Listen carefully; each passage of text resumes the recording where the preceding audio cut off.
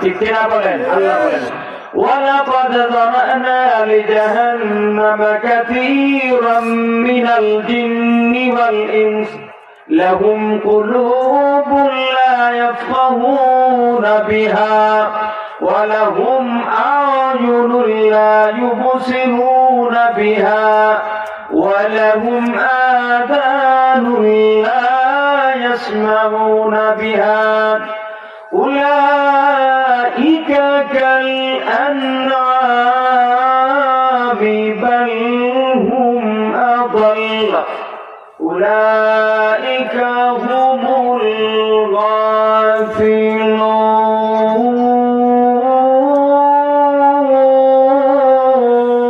الغافلون. الله رب العالمين বলেন ولقد ذرأنا لجهنم كثيرا من الجن والإنس. আল্লাহ রাব্বুল আলামিন বলেন ও দুনিয়ার মানুষ আমি আল্লাহ খালাকানা ওয়ালাকাদ যারানা আয় ওয়ালাকাদ খালাকানা আমি আল্লাহ সৃষ্টি করেছি জাহান্নাম জাহান্নামের জন্য কাসীরাম মিনাল জিন্নি ওয়াল ইনস অধিকাংশ মানুষ এবং জিন জাতিকে। ভাইরা আমার অধিক পরিমাণে মানুষ এবং জিন জাতিকে আল্লাহ জাহান্নামে নিক্ষেপ করবেন কেন কেন কি অপরাধে? আল্লাহ রাব্বুল আলামিন বলেন লাহুম কুলুবুন লা ইয়াফকাহুনা বিহা। ও দুনিয়ার মানুষ এদেরকে আমি জাহান্নামের শাস্তি কেন দিব জানুনি?